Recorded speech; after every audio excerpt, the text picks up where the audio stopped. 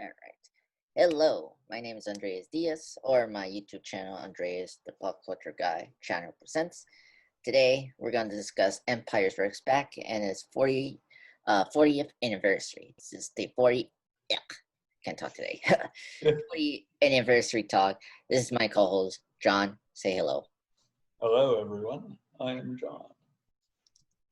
So now, today is pretty much Empire Strikes Back, Star Wars. This is a big one for the biggest film, pretty much in the whole franchise. Obviously, the Empire Strikes Back. Um, I mean, everyone knows this is our favorite, probably the number one in the Star Wars saga, the ninth part. So, alright, let's say.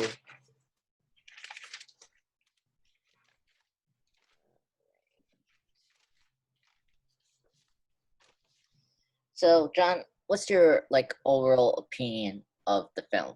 Like, what do you feel about Empire Strikes Back? I think my personal opinion is, well, it's one of my favorite Star Wars movies, if not my favorite. I think it was also extremely innovative in its use of models and stuff like that. So it was kind of, I think, it was groundbreaking because of that. In just simply the writing sense, it was also pretty good. I mean, we got our big dramatic plot twist of the entire series in it. So overall, pretty much like 5 out of 5 on a lot of different levels. Yeah, yeah. This one is I think this is like the actual good film I've been discussing after the OA, because the last two Yeah, films have been. I mean, like Batman Forever is a okay film. Like if you review it in the Tim Burton Joel Schumacher film, is the best overall because they focus on Batman. So it's not a bad film as people think of it because of Batman and Robin, because it's right next to it. Unfortunately, with the years, the gaps it has. And then I talked to RoboCop 2. It's such a lackluster sequel to the original RoboCop 1987 film. How ironic that Irvin Kershner also directed that film, RoboCop 2. So, uh, yeah, and this film is for me it's one of the best Star Wars films. I mean, I enjoy it every time I see it on TV. I will watch it because it has that maturity and I think like ambitious that I feel like the other Star Wars films lack in. absolutely. Yeah. Which I don't want to go too far with the sequels and prequels, but we'll bring them up because especially the legacy of this film. It's, of course, this film is like big and how it affected the whole story arcs for certain characters. Absolutely. Yeah. So I want to get into like for you, John. Like, what's the best thing, the best aspect of the film for you in general, like characters or something that sets this apart from the other Star Wars films? Um, hmm. To me, it's. I mean, as a kid, like my favorite part of the entire movie was definitely the scenes on Hoth with the walkers and stuff like that. Like the stop motion, the huge amount of effort put into stop motion animation in this movie, particularly in that part that made it look so real for something that is miniaturized and also splicing together scenes with the stop motion animation to make it a little more cohesive and stuff like that. It was so I was thinking in would you call that filmography or Yeah, cinematography? I think that, in my opinion, is the best part of the movie. Just the absolute impressive creativity in terms of how to make story scenes like that come to life. yeah. Um, like especially if we want to get into the special editions, this one is the least affected from the Yes. big changes that George Lucas did. These effects are really great, the best ones out of the original trilogy. Yeah, John, the stop motion animator, I think John Tippett, or I may be saying that wrong. He's a great stop motion animator, and I think his work is really great in this film. You know, you really see the craftsmanship and the way they show you the scale of these, and the imperial walkers. Yeah. Especially when you see them, especially in, I think, yeah, I actually recently seen Rogue One, and it's like incredible how they still keep it live. Absolutely. I'm trying to remember if, oh yeah, you see them in, I guess, in The Last Jedi towards the end. Yeah. But I feel like Rogue One did it better. But Agreed. Yeah.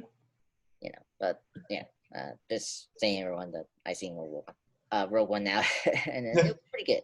I So like that, yeah. okay, and anything else besides that? Best aspect of the film? I think that the sort of the setting up for the next movie was done really well as well. Just story-wise, in terms of Han being put in the what it's called, carbonite. I think it's been a long time since I saw it. But yeah, something like that. And the betrayal from Lando and stuff like that. So there was some good dramatic writing that was going on in the movie too. Not the least to mention, the "I am your father" scene was also done really well. Yeah. Bringing Yoda into the mix and stuff like that. Yeah, There's a lot of dramatic quality in it. Yeah. I just say before, it's the most mature film. Yeah, and the new characters are really great. You know, obviously Lando and Yoda is the big ones. Of course, Boba Fett was introduced in this film. Absolutely. I mean, I know he was introduced in the Christmas specials or whatever. Yeah, well. But yeah, well, whatever. I mean, he was properly introduced in the Empire Strikes Back, like for the bigger audience. Yeah. Yeah. So I guess what's like, I guess like this is gonna be interesting. What's like the worst aspect and like the worst thing you think that this film has, like story points and like the worst thing that is in it? Yeah. It's kind of hard because there's a lot of good things. To me, what Star Wars has always kind of lacked is, especially in the original trilogy, maybe some people disagree with me, but it's very, the characters don't necessarily have a lot of depth to them. They're kind of one-dimensional in a lot of ways, at least in this trilogy. But I think that, in a sense, is to focus more on the fantasy aspect, because it's an adventure movie. It's not really heavily going into the characters themselves and bringing them out of a one-dimensional kind of situation. So it doesn't necessarily take anything away from the film to have not necessarily the most deeply written characters. But I will say that, it's Luke's the hero's journey is pretty typical. It's pretty standard. Leia's character doesn't really necessarily do a huge amount. Yeah. So I'd say the character writing was not the best, but that's not really what Star Wars is known for. So no, not with Star Trek. Exactly. I was listening to was it like a video of a podcast or like a show in YouTube. One of these commenters mentioned Star Wars, like it was it was, they were using Guardians of the Galaxy, the Marvel movies. Yep. How like the first one was a character, like a plot-driven film, and then the second film, Volume 2 of Guardians, was like a character-driven film. Yeah. I'd say this film is more like a character-driven film, where the first Star Wars film is like a plot-driven film. I agree everything what you say about the character development. I mean, with Luke's is the best because his art is more refocused on these films. This is about him and exactly. Star Wars stuff. And for me, I can see what you're saying are typical, but that's the point of Star Wars. Like exactly. Yeah, it's they weren't trying to necessarily create some wholly unique, in a sense, dramatic narrative. It was about the sort of the thrill of it, you know. Yeah. But no, I agree with you. And I'm like saying, like, for me, what makes Luke's in this film very good, it's like how like hard for him, and like see him fail is like the most unique thing I ever seen in a film. I never seen like a hero like just fail like that so hard, Yeah, especially towards the end. Like it was so, like, especially now, like that's when I say like this film is mature, like it's mature around Luke. And for me, that's where it becomes very like original and innovative, because you never see stories with the hero's arc where you see the hero just utterly fail and not like taking like criticization. you're left on like a cliffhanger, kind of like, oh crap, how are we gonna get out of this? Yeah, Yeah. exactly. Especially, I do agree with you. I think like it's not. I don't think it's this film. It's pretty much Return of the Jedi for me in terms of painting off things. Leia is a good point. I like Leia in this film. I like what they did with her with Han, but when you get into Return of the Jedi, it's where it's just like, it, Yeah, it, no, Return of the Jedi was not the best one. yeah. I just like Han should have been in that film. Like he didn't do much after they get him out of that carbon freezing process, and Leia was like, obviously this film they foreshadowed like there was another. Obviously, then Yeah, they were foreshadowing, Leia being the other sibling they can yeah. rope into, but then that didn't. Yeah, Nothing happened. Yeah, especially when you get into the sequel trilogy, it's like we didn't do anything, and unfortunately, certain has happened with yeah. the actress, and so yeah. Other things, I guess like my that's like my worst thing. Um, yeah, this film is pitch perfect, and um, there's like a commitment, there's like a vision that I feel like for me, like the worst aspect is like this film, like you like I wish that for me these the other Star Wars films took this film as inspiration as being ambitious and being risky with the universe, Yeah. like feel like, especially with characters, and I feel like that's something that's been missing with pretty much all the Star Wars films, prequels and the sequel trilogy. um Okay, so I guess let's kind of well, we have the characters. I guess the best thing, like, who's your best character in this film that you just Um, love? I'm always like okay, so we're going off of like this is probably not even relevant as an answer to the question, but we got to respect Boba Fett. Looks pretty cool. Boba Fett's a pretty crazy guy. Yeah, Obviously, practically zero character development. He's not really a character. He's just a cool suit, basically. yeah. But that's pretty cool. But favorite character besides that little note that needed to be made. Let me see. I mean, I guess Luke. Luke, because again, as you said before, he sort of has the most focus on him. He's not a, you know. Uh, so yeah, I'd probably say Luke. Cool. Yeah. Yeah.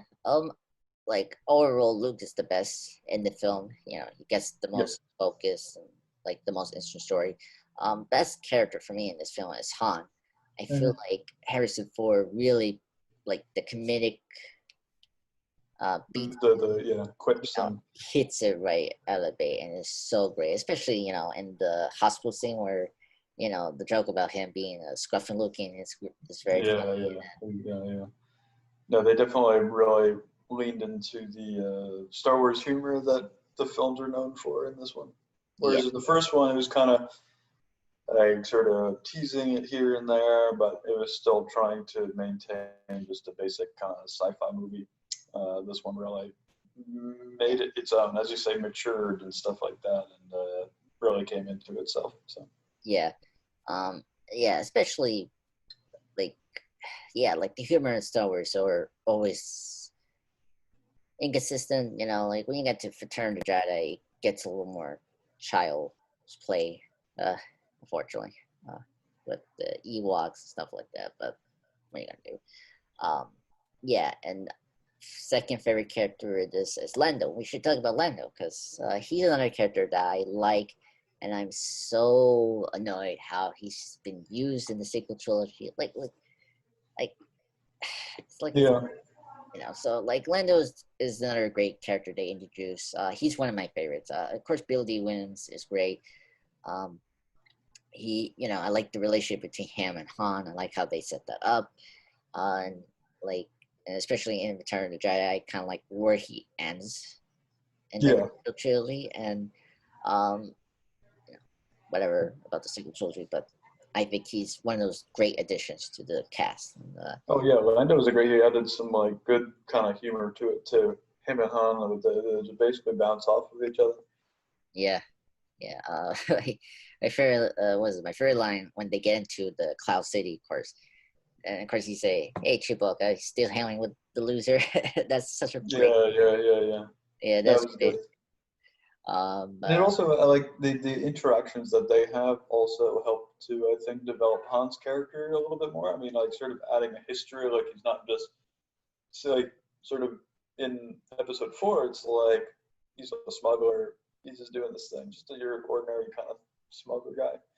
But then with this, it sort of adds a little more backstory. Okay, there's other people who know Han, like he won the ship in a basically and stuff like that. So it's adds some depth to it. Yeah. This film does a good job of world building of the universe. I like how like the world's like gray. Of course, Lando betrays them, but there's good reasons. He's trying to protect the city. You know, Yeah. over the empire. Um, and yeah, this film does a really good job of doing good character background. Other character that's of course obviously the best and the most iconic one is Yoda. He's the amazing one. I like, especially now you see it as you get older. Like it's very cool to see this like crazy like funny. Yeah. No, that was a good scene. Yeah. Yeah, and then he just switched into like a serious mentor, and it's like incredible. Such a great, very expectations of who Yoda was, and so and yeah, he's great in this film. He really does a really good job of trying to take Luke to become a Jedi Knight, but also trying to explain him how Yeah. control them. And it's just a shame Luke didn't listen to him because he was right, and the way like he barely escaped. Luke. Yeah, exactly. So yeah. We should also note that, I mean, this is the first movie with the Emperor in it, too. Oh yes, yeah. This one as well. Yeah, this film does a really good job of foreshadowing the third film, like just setting up the seeds what you're gonna see in next film. Yeah, the Emperor was very interesting. Um, yeah. Do you? I guess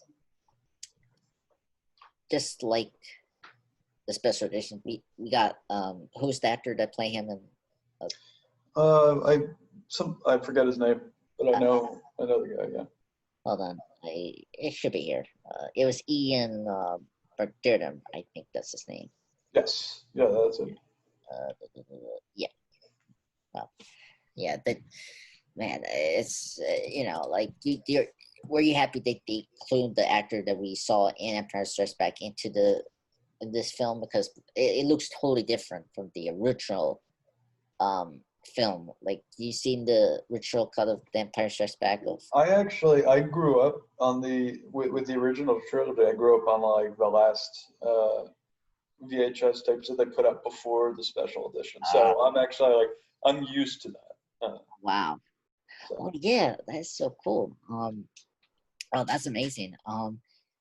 Yeah, I guess we kind of should discuss about. Oh, let's kind of dive into the special editions because obviously this Richard trilogy has special editions, and obviously Lucas, add scenes and then try to fix them.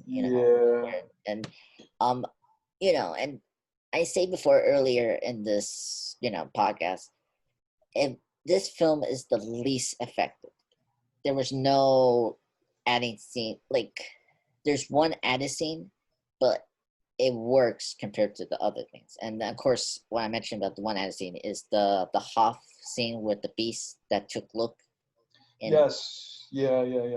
So it's way better than in my opinion. It's better it's better here than in the original. Where this is, you see the more better, like this is what they wanted to do. Where compared to the original attempt, they couldn't really do that due to the limitation of the effects and the puppeteering. Yeah. Exactly. Yeah, it's tough with the things like the special editions because it's very easy to like, especially when you're trying to correct things. It doesn't. There's a reason people. I mean, people liked it in the first place. It didn't necessarily need some of these, like, not to get onto another movie, but the Han talking with Jabba on Tatooine. It was Yeah, just kind of like this wasn't. No one needed this. No one needed no, that. But like little things like say with the I think they call them wampas or something like that. yeah. Yeah, I can understand that just a little tiny things and just scrubbing it, fixing things a little bit are good. But yeah, Um, yeah. The New Hope gets the worst of it, unfortunately. And especially the Jabba Hutt, that ruins the surprise of him in Return of the Jedi. exactly. Yeah, And and I I don't know why Lucas did that. I just he's if you like, it's kind of like a director's cut basically with this special edition, but in yeah, a different way. Like the directors do. The directors that do director's cut do a good job of trying to fit into the vision. Here it's like Lucas barely did that with New Hope. Um, and obviously with this one, and obviously this one was directed by his mentor. So I guess it kind of, this film got escaped from the radical changes that Lucas did. Where I mentioned with that one scene, it makes sense. Like yes, where the others just it's superfluous and just like you're just showing off really, and I don't like that. yeah. And then Return of the Jedi has like small it's just like the beginning with the Cinnalon thing in the was it bar. That's like Yes. Oh, yeah. That was really weird. Really weird. I know. Was not necessary at all. Oh my god, yeah, especially the guy's like he jumps in, like he just runs into the screen and like he's like breaking furrows like city. It's like, oh my I god. don't know why anyone felt that, like, you know what we need? We need that. We need this to happen now. Yeah. Oh my god, the special distance. Yeah, it's great that this film was just not radically changed. The changes make sense. Of course, we mentioned the Emperor. That's another big change that was in the layer, I guess, the layer special editions when the prequels were going on. Yeah. And that makes sense because you're trying to fit into because Emperor was going to be in Return of the Jedi. That makes sense. Exactly. That Make it makes a lot of consistent. Yeah. yeah, where the Jabba thing and New Hope doesn't make sense. Like, Yeah. so so that's what we all have to say about special edition, folks. That's like this film is the best out of the special editions. There's no added things that as I mentioned for the effects here are great. So that's good. And then the changes that they did in this film made more sense than really the other changes, and especially in New Hope, where Return of the Jedi is okay. It's it's reasonable. Okay, what I guess we can go into the other one is the score. Empire Strikes Back. Of course, obviously, John Williams has pretty much composed the whole 9 parts, Yeah. which is crazy. What do you think about the Empire Strikes Back soundtrack? I thought it was pretty good. I mean, he establishes kind of distinct themes for the different places and stuff like that. Continues with the themes that he had from Episode 4, like Leia's, Luke's, blah blah blah. The Imperial theme was the Imperial March in the original film, or is No, this? this So yeah, this is like the big reveal of that song, which is, well, not song, that composition, which is obviously the most memorable thing, at least in my opinion, from all of the movies. So really nice job, really blew it out of the park. yeah. yeah, best best soundtrack. Yeah, this film, obviously introduced the iconic Imperial March, and Darth Vader's score. Um, now you hear is just with those characters. Um, Best section of the music is Lando's theme. That's the best one. I recently heard it, and that's like really, really great. Especially, I'll have to take another re-listen. It's been a while, so. yeah, his theme is very unique, and it's like it's his theme. You know it right away. Especially it starts, that's how it starts, and then it builds up into this like heroes kind of theme for Lando, which is kind of cool. You hear that when he talks to Leia, and then he kind of starts walking out the screen when Leia goes inside the building. You can hear that theme right there. It's really good. Honestly, the battle scene with Darth and Luke is really Oh, yeah. iconic. It's one of the best, especially when we get into like the last part. That music section there is really great. Um, yeah, the John Williams did a really great job with the soundtrack, and honestly, this and Return of the Jedi, the best soundtrack of the original trilogy. Forever, Absolutely. just memorizing. But yeah, the music is really great. What else do we have to mention? I I guess any worst characters in this film? What do you think? Which one gets the most undeveloped and just they didn't really get? Undeveloped. I would say. Hmm. I feel like Darth Vader continues to be underdeveloped, but he's kind of underdeveloped for most of the film, except most of the whole series until like the last 20 minutes of Return of the Jedi. Um, but it's also, I mean, villains aren't necessarily in sci-fi. It's not really expected that the villain has like an immense backstory or something like that. They're just kind of evil. But I would say Darth Vader doesn't is sort of well, it does add a little bit of complexity, but it's in the last 10 minutes of the film. Basically, he's this normal big baddie, and then now all of a sudden, I'm your father, which sort of recontextualizes their relationship, obviously, but it doesn't really change anything about him in a lot of ways. Um, Um, yeah, wow, it's very interesting you chose Darth Vader. Because I think he's the best in this film. Because you have to remember, and in The New Hope, obviously, he was like I didn't realize he's like a servant to General Tarkin, oh, that's a good point. and of course, General Tarkin played by Peter Cushing, folks. Yeah, like he was a servant there, and we didn't get too much about him. We just got the like the textualize of who the dark side, who was the emperor, and then like that stuff, and Yeah. and this film really did a good job of like expanding Darth Vader as a villain, like how he could run as a big top general of the Imperial forces, Yeah, this no, that's a good point. you know Um, and maybe I'll shift it to Leia then, because it's she does get sort of the love interest develops a little bit more with Han and stuff like yeah, that, but still nothing, not like a huge amount. no, I yeah I want to get to Leia because she is definitely the one that just doesn't get the most, I think, in this trilogy and really the sequel trilogy. But Yeah, she I doesn't. want, They don't really do a lot, and I think they could have done a lot more with her character. So yeah, definitely.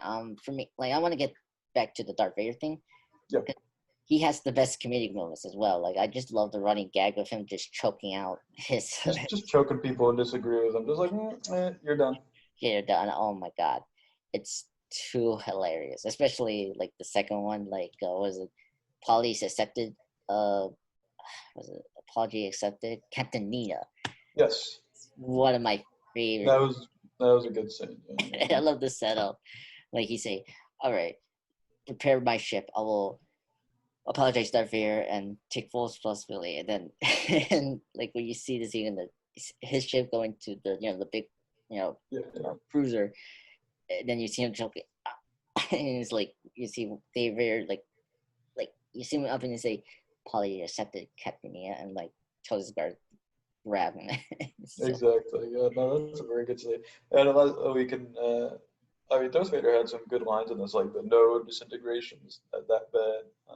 yeah, no association. Good stuff. Yeah, they did good dialogue job with him in this movie. Yeah. There's a couple of good, Imperial forces that they introduced in this film. I know Ambrol. What's the character's name? Ambrol something. Oh, the other. Yeah, there's a lot of Ambrols, and this their names are like also weird. I'm just looking at. No, no. All right, well, I don't know what was that for the new Amber general after his previous one just fell in the beginning of the film. Like it was just Yeah. like he was so like how he should be scared of Darth Vader, and he was so cocky. It's like I don't like it's so funny. Yeah. Yeah. Let's get to Leia. She's definitely the worst.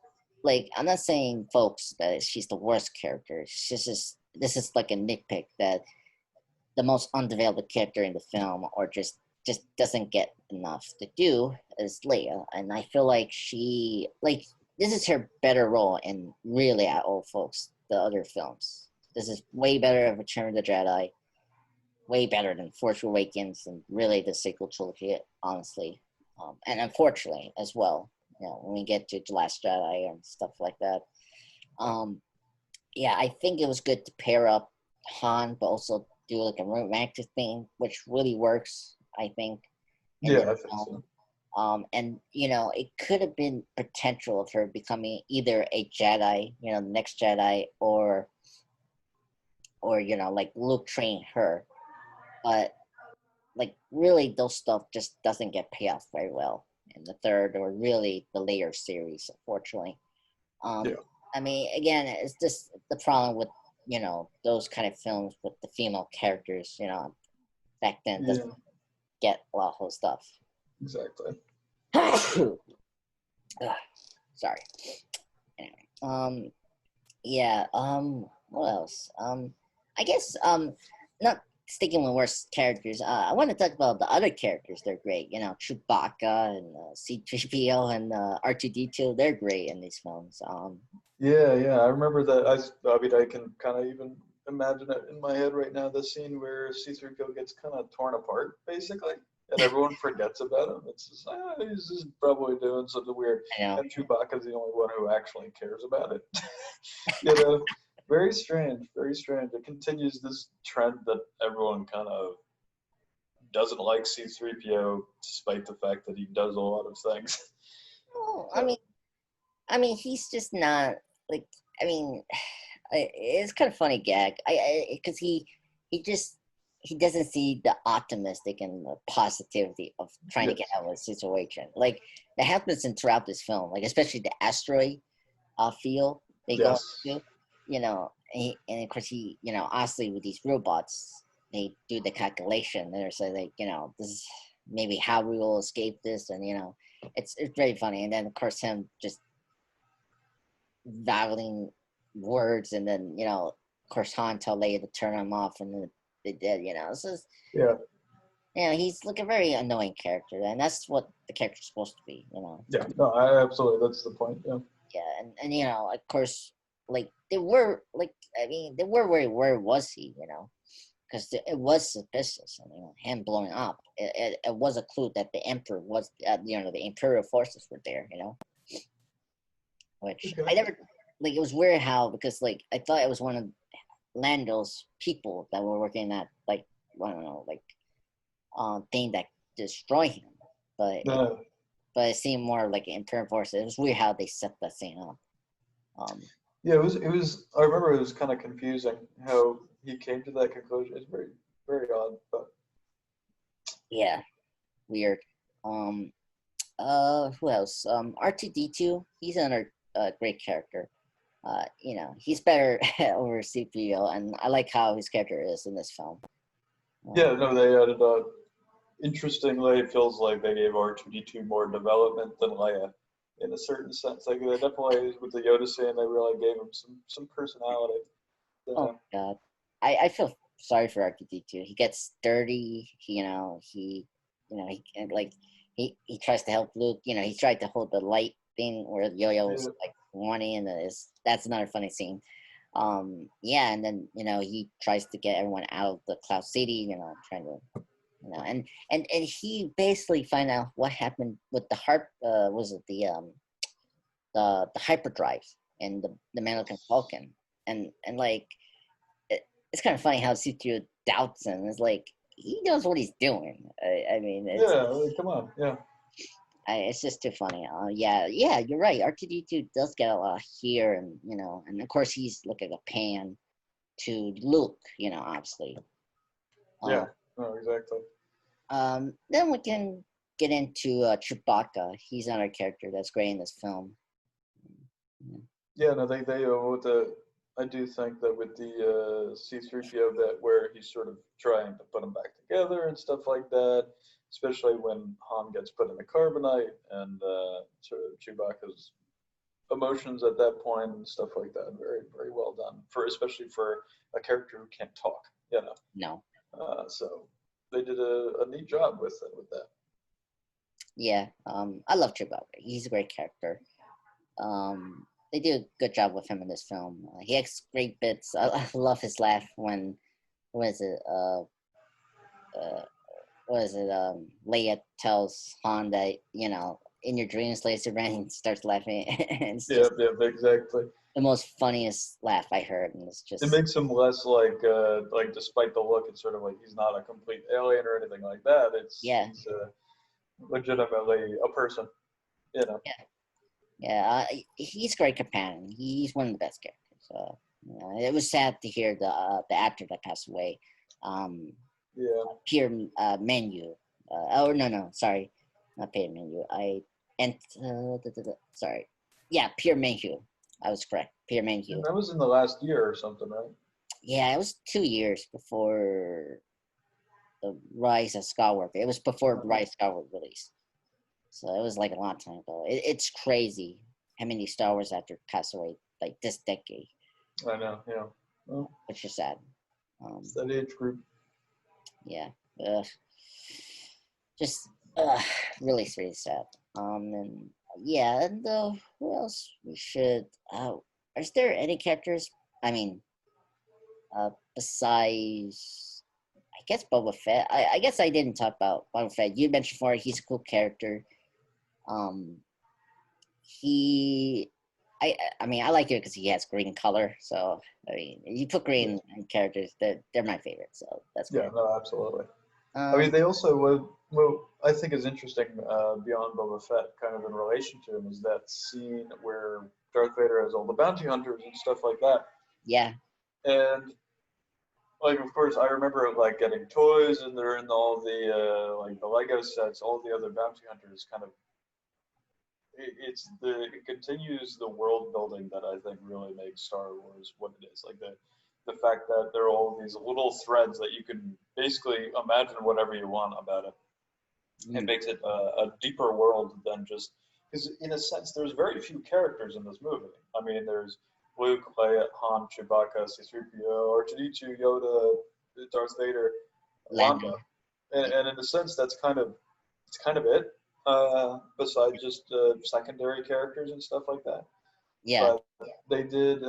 They always do a very good job on making those secondary and not even speaking roles more at the forefront, simply based on their visual appearance, makes them interesting. Like even they call him Lobot, the guy with the in Cloud City with the weird headphones, yeah, the guy who's a robot. They did it. yeah. And he kind of looks completely uninteresting, except for the fact that he's got this thing and he acts kind of weird. And you know, it opens the door to giving this person a name and creating this whole story behind them. You know, that's I think really what makes Star Wars a very interesting world in the way Yeah, that they did it in the movies. yeah, I totally agree with that. Especially this film. As mentioned before, this film does a really good job of world building. This film Absolutely. has the best like geographical planets right after the prequels. Like I don't like the prequels, I grew up watching them. I seen episode 3 and 2 and I seen episode 2 in theaters. Just maybe episode 3, folks. Yeah, it's a long time ago. Yeah. But like this film does a really good job of giving you different geographic planets, like how the prequels would do later on. Yeah. Like I love, the Hoth is the best. And Cloud City is really great. Yoda's planet is very unique. Where the layer, next film, Return of the Jedi, and then the sequel trilogy, just like for me, it really lacked that geographical like uniqueness. Well, it's kind of boring. I mean, it feels less fantasy-ish almost. I mean, in Return of the Jedi, you basically what is it? You have it's Endor and the Death Star. I mean, that's basically it. Tatooine, we go back. And Well, Tatooine, yeah. And, Which is it's just not in Tatooine. Going back to Tatooine, they didn't really build a lot of the area around it. All you basically, it's like, oh, we're back on Tatooine, and here's this palace, and that's what we're gonna do. And that's basically the extent of what they did there. Whereas in Hoth, it's sort of like, here's this planet, they're gonna attack us, and it's snow, and you see the creatures around and stuff like that. That's some depth to it. So yeah, like the Ewoks, it's kind of yeah. It's it's like toy commercial. Like that's the thing. Like it's very strange. Return of the Jedi is weird. I mean, I don't hate it, but like when you get to the Ewoks, I'm like, how is this goofy? It takes away the maturity that. Well, it feels that it takes away the maturity that Empire Strikes Back brought to the table. Yeah, I mean, again, like it's really tough, especially to create new and create like a new and unique set of scenes and planets to do. And I understand that, but I don't know. Like Return of the Jedi just felt too safe, and like that's the problem when it kind of seep into the sequel trilogy more than the prequels, which is weird. It seemed like it's kind of weird how the prequel trilogy took more risk and more vicious ideas, but it wasn't executed right. But then you get the sequel trilogy, they handled well with the characters. In my opinion, I'm just talking Force Awakens and how Last Jedi does handle characters, but like they handle well with the characters, like relationship and actors and stuff like that, better than the prequels. But then they lack of ambitious and risk taking. The story itself was rather safe in the Exactly. sequels. It's just weird how like the next two trilogies take each aspect of the virtual trilogy, but that they know balance just really healthy middle ground. And I just don't get that. Really bizarre. And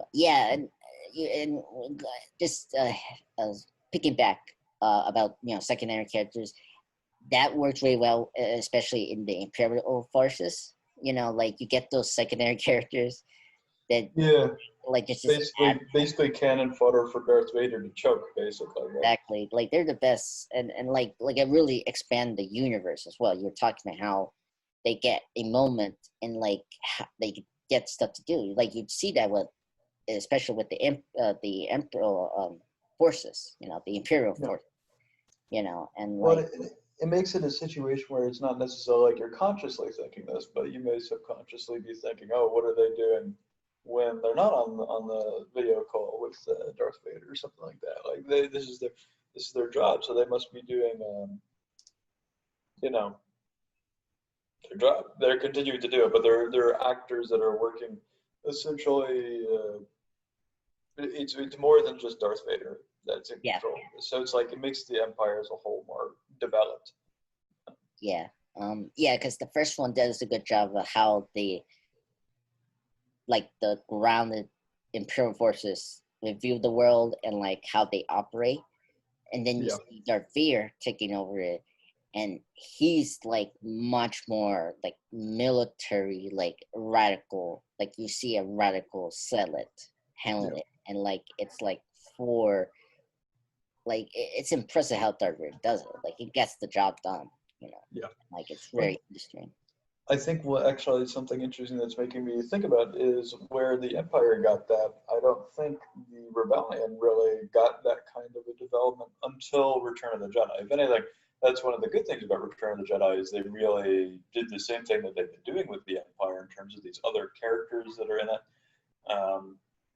They only did that in Return of the Jedi. In this one, it almost feels like it's the Skywalker and Solo show, basically. Whereas it doesn't feel Yeah, like there's a lot of other people in the rebellion. Like they're just yeah, they just do some things, you know. But it's really all about what these three people are doing. Like the rebellion is more than just Skywalkers and Solo. those, yeah. Well, and actually that's a really good point because you don't get the very iconic characters you see later on in the sequel trilogy or the spin-offs, the Star Wars stories. Yeah. Like the lady you see in Return of the Jedi comes back in Rogue One. I saw, and and there's other characters that return from the prequels, and if you heard them lip service in either the original New Hope or stuff like that, you're right.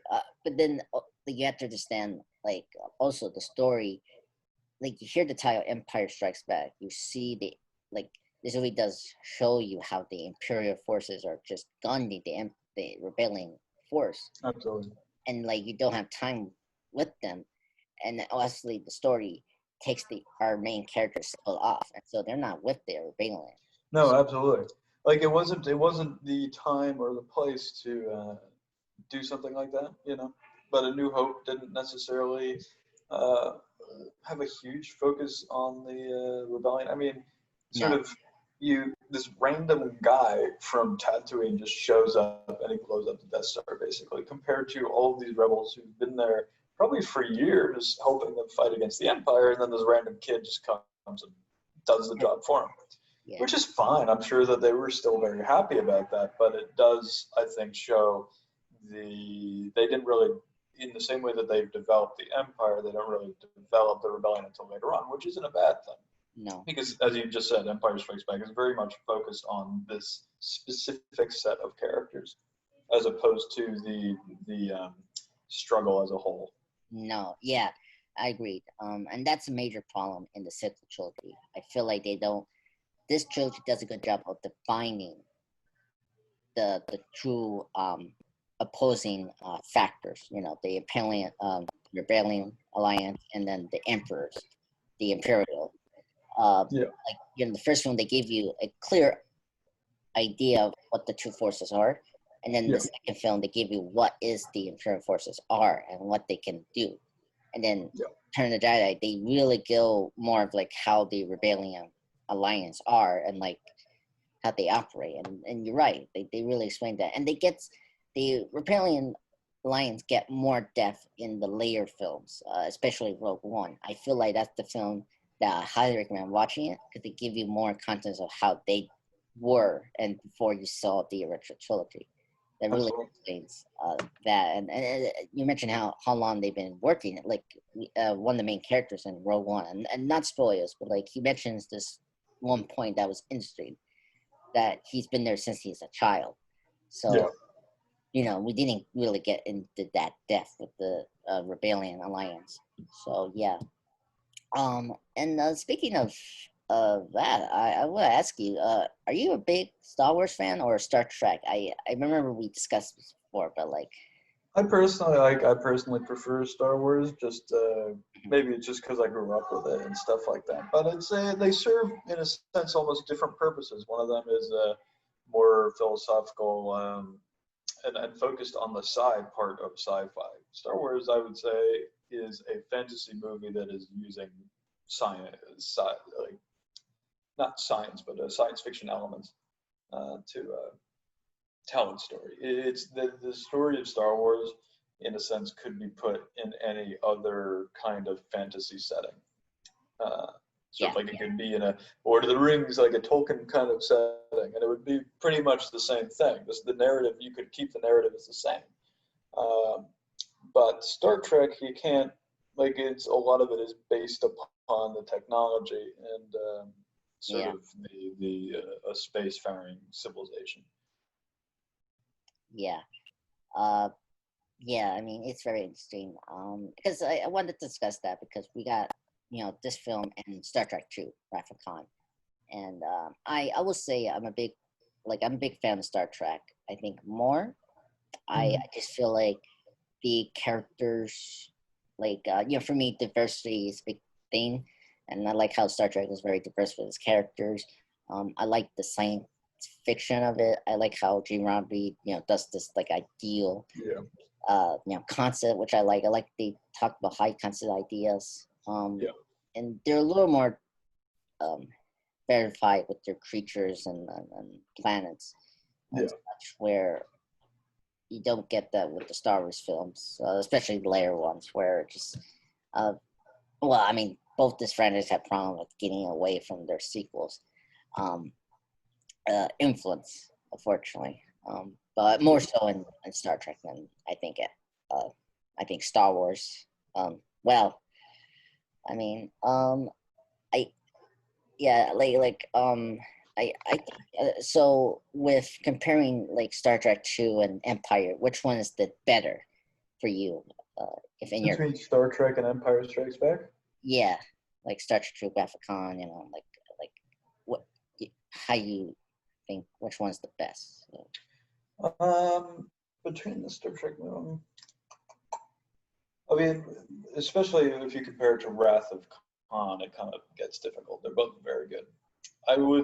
I'd probably say that I'd like Wrath of Khan more, just because there is this the so one of the pluses and negatives of Star Wars is that they, as I've said before, they do a huge amount to set up world building. They do a lot to say run wild with your imagination, essentially, but they don't necessarily build off of it all the time.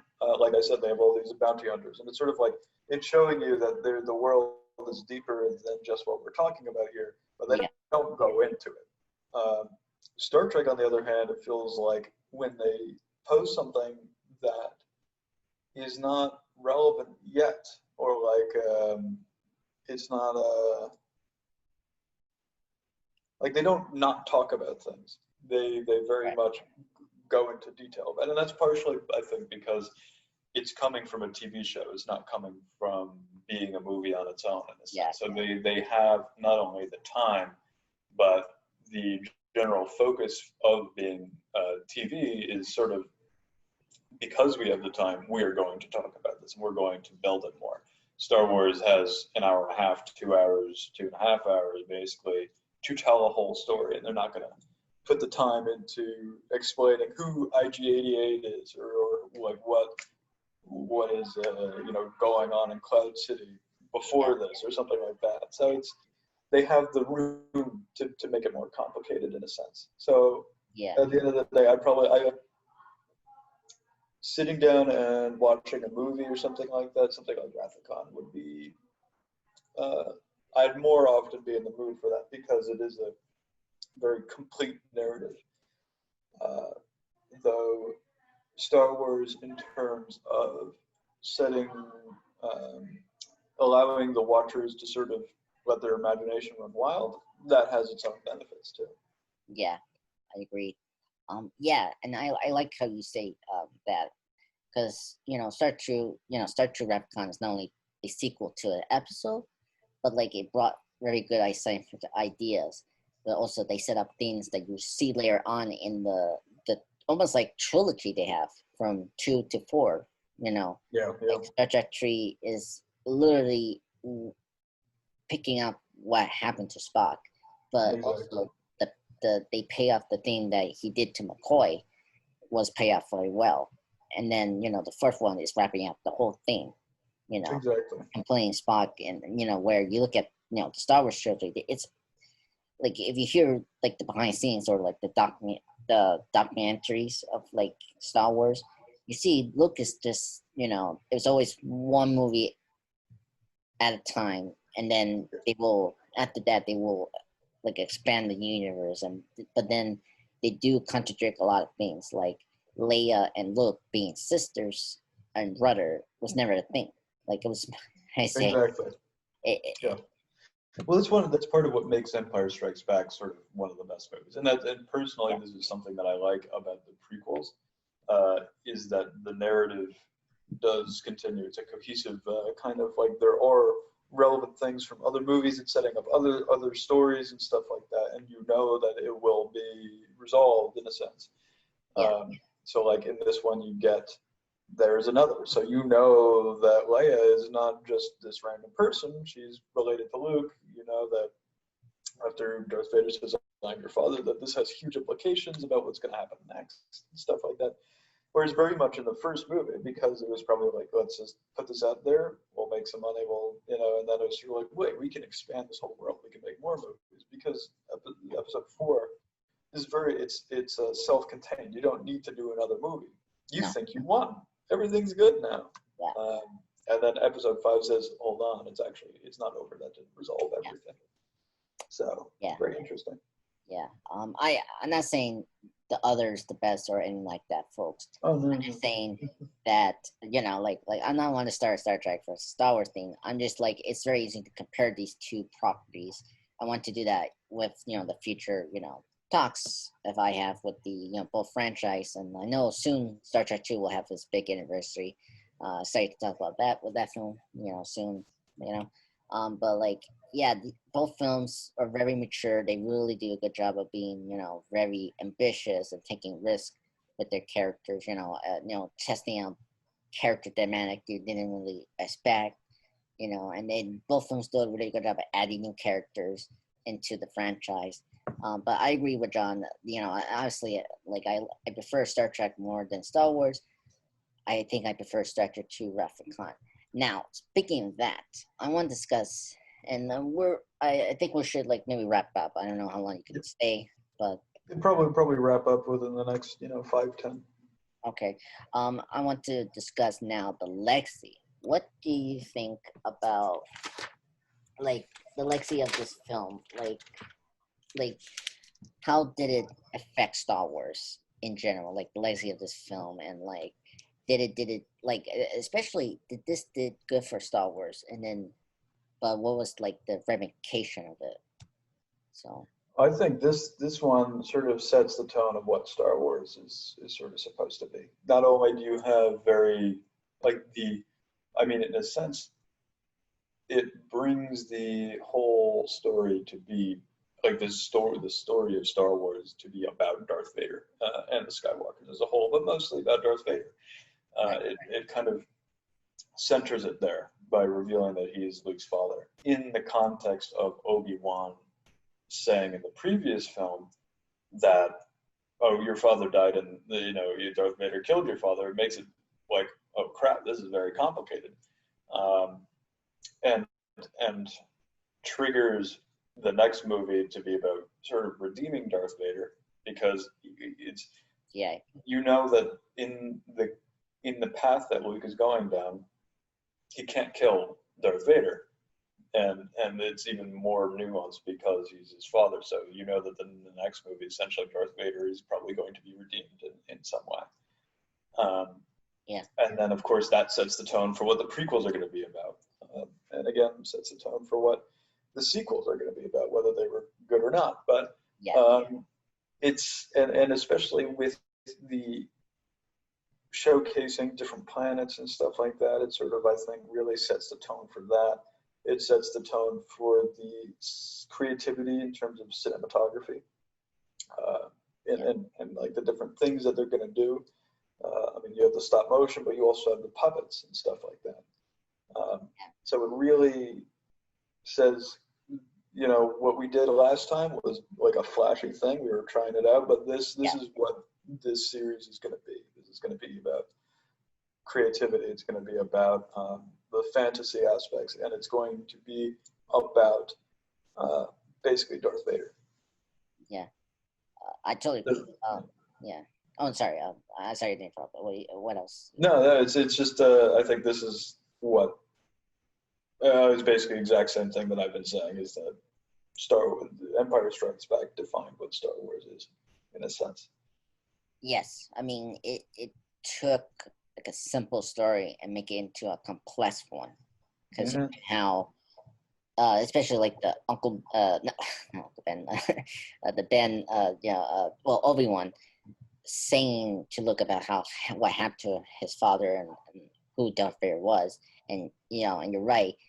It was like, okay, but then coming to this film, you think it's like, I mean, it's a retcon and contradicting what that say, but then you're saying it actually adds complexity and complication, Exactly.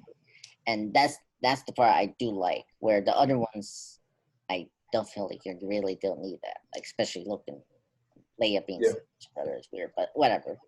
Well, it's also like the reveal about being his father and how it contradicts what Obi-Wan had said, and adding a depth to it is that it's interesting because there are other attempts, let's say, like in the sequels and also in other movies and stuff like that, where people will try to essentially negate whatever was done in the movie previously. Yeah. But this took an interesting and, in my opinion, kind of a smarter move and simply made it more complicated, as we just said, which is better than simply trying to say, no, it's not really like that. Because that makes the story less appealing in some ways, because it feels like if anything can be just rescinded, then it's kind of annoying. Yeah, but how ironic you're saying that, because that happened in the new trilogy with Rey, and like how you were saying one thing because they were trying to set up something, but then it got got changed up in the Last Jedi, and then they just like step back and Rise of Skywalker, and like. Narratively, the sequel trilogy to me is, and I haven't seen the last movie yet. I've heard some things about it, but I feel like it's just a narrative mess. Yeah, that movie shows what could the original trilogy could been, right? Because you look at how the original was, that is what the sequel trilogy is, unfortunately. Yeah. Not having Lucas or someone that had a strong vision, Yeah. Yeah. And then I think, and then lastly, I know this is gonna be kind of weird. How could you? I mean, obviously, how you rank the films, the Star Wars films, and especially this film, Empire Strikes Back. Well, I think we can pretty quickly put. Okay, so starting from the bottom because I feel like that's easier. Yeah. I would say Force Awakens I haven't seen the ninth movie, so I'm just not going to even think about it. And I'm going to disregard Solo and Rogue One right now just because I feel like it makes more sense to talk about this Skywalker narrative. Yes, yeah. I agree. Yeah. I think Force Awakens was the worst just because it was a complete copy, in my opinion, of the other movies. And it just wasn't even as inspiring as the original ones. Then probably The Last Jedi, simply because they tried to do something with the tools that they had. It wasn't necessarily a good movie, but at least it wasn't a copy. Yeah. In a sense. And we could probably put the Phantom Menace just because it's the Phantom Menace. It's not. It's just not a good movie. Actually, you know what? I'm gonna put Clone Wars, Attack of the Clones, before Phantom Menace. In terms of it's Attack of the Clones is like spewing information without. It's just so many. It's kind of a boring movie. I don't know why. It just doesn't. It's not exciting. There's a lot of things going on, and it's mostly, to me, a filler of information that sets up Episode 3. Yeah, I agree. Yeah. That film, like, it takes a weird, like, different genre to do. Like, it's like it's kind of where it does like this mystery, like detective noir kind of thing. Yeah, and it's very odd. And then the whole romance stuff was kind of that didn't feel very Star Warsy. And in a way, I think that Attack of the Clones is what really gives the prequels a bad name because it just wasn't good. And then I put Phantom Menace just because it doesn't have the boredom that Attack of the Clones has, but it's also like Jar Jar Binks. Well, it has memorable moments. Like, it has the best score from John Williams, The Duel of the Fates. Yes. And Darth Maul is a very interesting villain that gets more expanded upon in the later. The shows. Yeah. So Yeah. yeah. And then after Phantom Menace, I'd probably put Return of the Jedi, just because Ewoks and the story isn't. Yeah. It wraps up obviously everything in Empire Strikes Back, but it doesn't necessarily do a lot else. Or not pay them well. Yeah, it's a weird pacing too. I mean, the Yeah. beginning is very exciting. It almost feels like a completely different movie in the beginning. Yeah. And then once you get to Endor, it feels like things just suddenly slow down.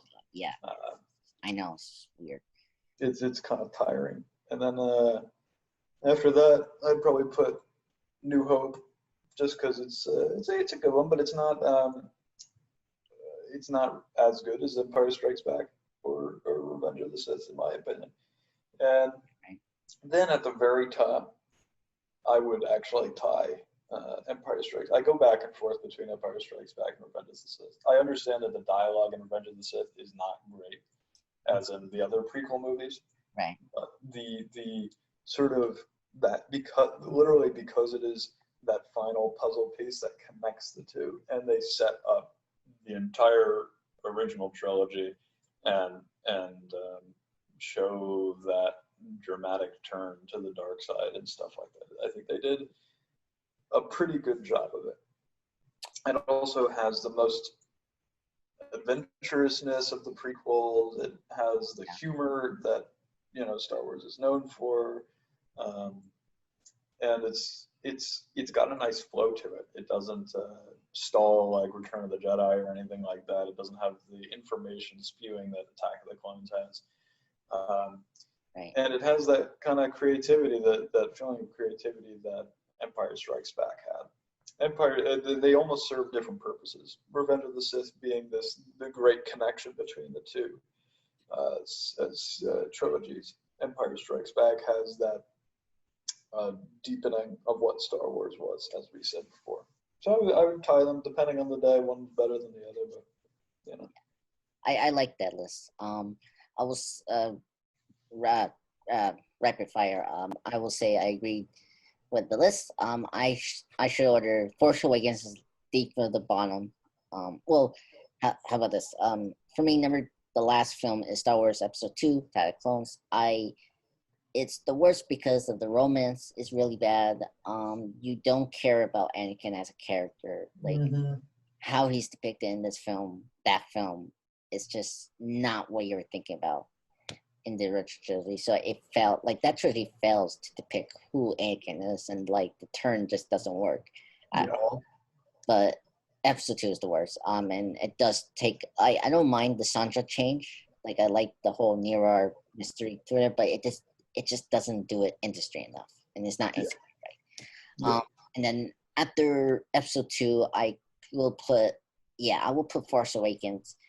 As you mentioned before, at least it's enjoyable. Like it handles the characters better than the prequel trilogy. But I agree with you, it's just such a copy of New Hope, and that's annoying. Yeah.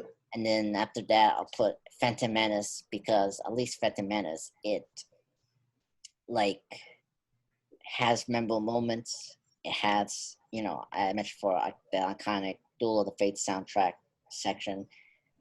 Darth Maul is very interesting. One that has a cool lightsaber. Like he's a very interesting character villain in that film. And the whole like geographic planets are interesting enough, but there's like it's too long, too slow.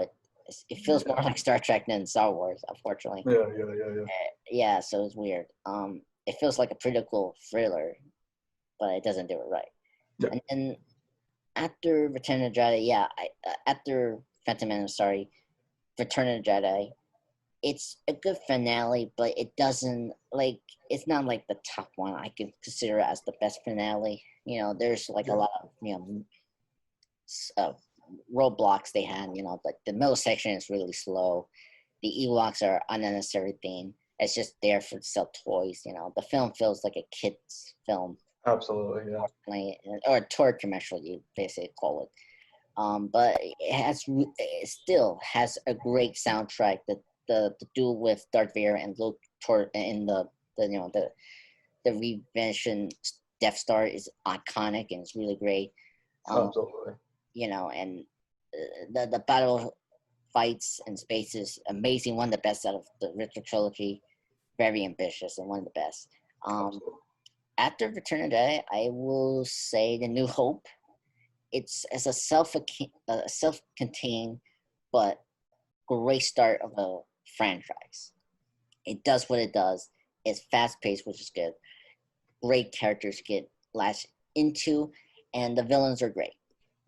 I like General Tarkin because I really like Peter Cushing. He's a great character actor. If you haven't seen the Hammer films, he's great. Frankenstein, Prayer. It's just a great start for a new generation of movie making, really.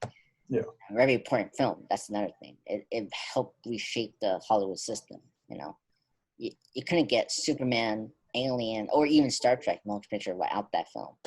Exactly. So, yeah. And then after New Hope, I put second Revenge of the Sith. I agree with what you say. For me, it's the most confident and more lenient film of those prequels. It knew what it needed to do.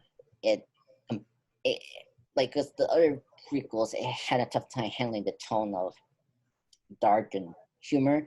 Yeah. That film does have a problem with that, but then it has the less problems that it had in the other films. Like the romance is less focused, and there's memorable stuff in this film. With Palpatine being the best part of this film, getting more screen time and really just camping up and just giving me just go on to. And then the soundtrack of John Williams is the best, especially the Order 66 second, really great. The duo of Anakin and Obi-Wan is really great music there. All around top notch. And then Empire Strikes Back, I feel like it's the definitive Star Wars film. Absolutely, yeah. Confidence, ambitious, risky, very mature, but expand upon the characters that you love and does it very well. And then really just like defining, as you said before, of what Star Wars should be. That's what I like. Yeah. So, exactly. All right. Thank you, John, for joining me. No problem. Thank you for having me. Yeah, I happy to tell you about this film. Can you stick around for 5 more minutes? I want to talk to you a little bit. Okay. Well, thank you everyone for listening to this podcast. I hope you enjoyed this, fantastic podcast on Star Wars Episode 5, The Empire Strikes Back. Just comment below what you think of this film, and do you like our comments and our suggestions and our in-depth analysis of this film. And as always, like and subscribe and have a good day.